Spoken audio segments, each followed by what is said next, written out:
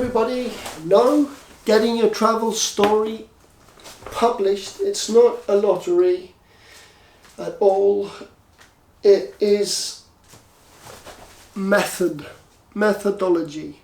Now, I've been doing this for 10 years and I've got quite some hard, actionable tips that break down how I got published in this magazine, cover shot on this one actually, cover shot on this one.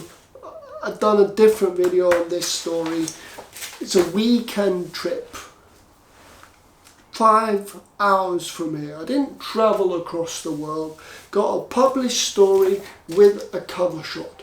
Okay, so now how can we reach that? How can, in an easy way? First off, I've got 3 good tips. First off, I would say is finding an angle that no one else has got. Sounds generic, but what do I mean by it? Everyone can say, oh, just write something unique. Well, I would say finding something unique is about inspiring. It's about inspiring people to do the same thing that you have done. Most people are not going to do it, but the possibility that they could is very important in your uniqueness, because making something crazy like going to the moon, yeah, it's inspiring in its own, so maybe people want to read about it just for the sake of reading about it. But I think when you write something inspiring, which is inspiring to action, for example this, it's a 5 hour from my city, which is quite a big city in Norway, that's open for everyone, no cost involved, only the will and the know-how to do it.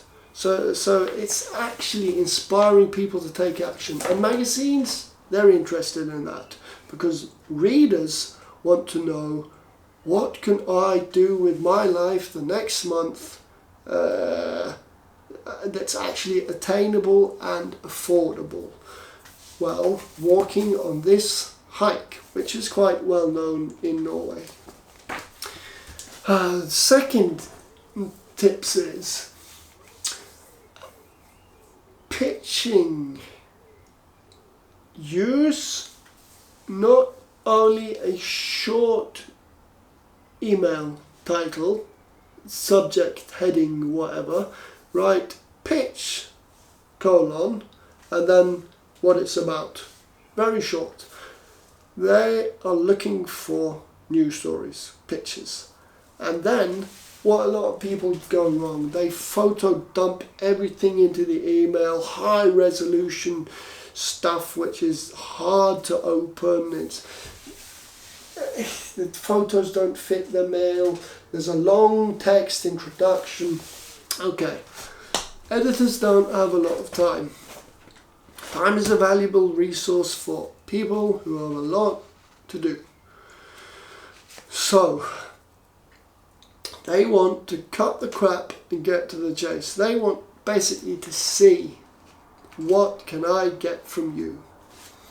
So make a PDF, which is small, not a lot of megabytes, and then put your photos in there, put the title, write a good title, and then lay it out so that it doesn't have to be an amazing graphic design or anything, even though you can use some AI software, for example Canva, I can recommend, CANVA, smash it in there, make a layout, and then you have the photos and the image text.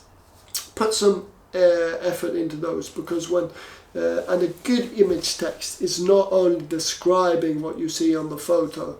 Okay, so good image text for this photo. the Pulpit Rock, a famous hike in Norway. And a bad image text for this would be loads of people enjoying the scenic view of the Pulpit Rock in summertime. Well, we can see that, can't we? We're looking at the photo. So a better image text would be, now I have to come up with something off the bat here. A better image text would be the month of June is high season for enjoying the Pulpit Rock. Or month of June there is bunch of crowds. Late May is a better time to visit, for example. So that complements the photo. It's not really a good image text, but it complements the photo. That's the whole point. Give some extra context to there being a lot of people on the Pulpit Rock. Why are we seeing that? And what's the point? So if you, and also image text is a good place to place practical tips. So if you, why am I saying that those are important? Because when people are skimming through stuff, they often look at the photos and they read the image texts. So editors will do this as well to get a sort of impression of, do you know how to write? Do you know the simple stuff like writing an image text that makes sense? Because that's a rookie mistake in image texts that is just describing the photo. And they're looking for this stuff. They're trying to sniff out in 15 seconds, is this worth my time? So one, have good photos and make it easy, a clear subject, what you're trying to achieve, what will they get when they open this email. Then just a short bio. I'm a Norwegian travel photographer, been blah blah blah, taking photos and writing for 5 years, and I have an amazing story from this place and I think it will fit your demographic. PDF attached, let me know what you think. Just short, simple, okay? And the PDF, scaled, nice, looking fine, have a good text. Doesn't have to be the full story. It can be parts of it so that they can get an impression and then they can pay you to write the rest. So that will be step number 2. Now I had a third step. I always start talking and then I fall off the bandwagon. I have a third step, and that's the best one of all. I don't even remember what this video is about anymore. But is it getting published? Bear with me. I have to find out. I have to read the title again. Sorry about this. Sorry about this.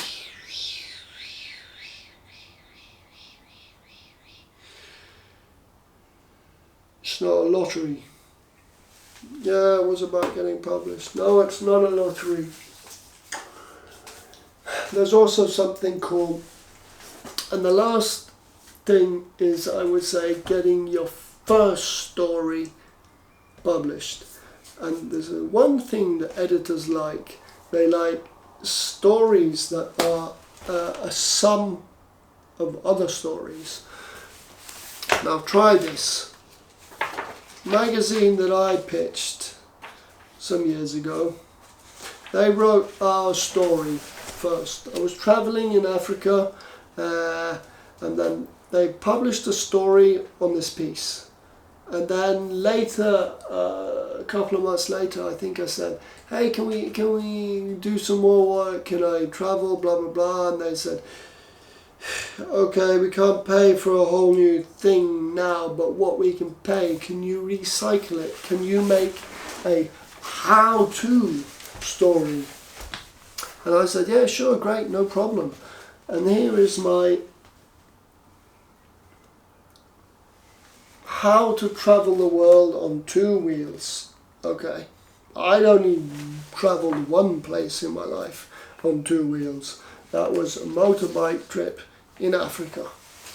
Now, I still have enough knowledge about travelling to say what people should and what people should not do. Not really, but at least I'm pretending.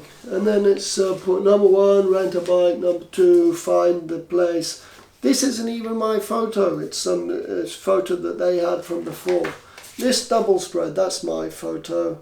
And here, everything from Africa is my photo. Asia, I found some information of cool trips in Asia.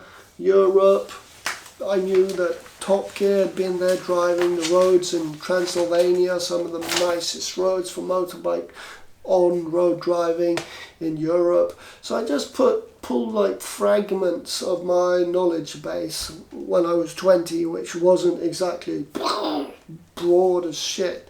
Pulled that out and then squished it all into a story, how-to story, what places to actually go, and what you should do. It's one of those, I don't know what's it called, how-to tips squished together. You can write one of those, even if your stories aren't unique enough. That getting your first foot in the door, which you can reference to and show a track record, I recommend one of those.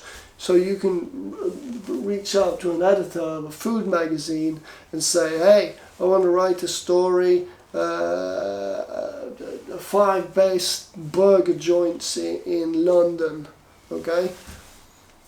Maybe they'll go for it, and they'll say 5 meals, Vietnamese meals that you can cook up in 10 minutes. Say, I'll write it, I'll write it, not any of that ChatGPT shit. I'll put my unique take, I'll give you, yeah.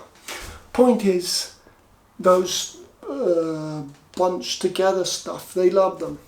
And it can be your foot in the door with very low cost. So yeah, inspire and make it attainable. Actually do it with your unique angle. Make it attainable. Do the pitching right with the PDFs and make it removing friction. And number 3, I've already forgotten it, but you hopefully remember it. So. Subscribe to the channel if you like this video and hit the like button and whatnot.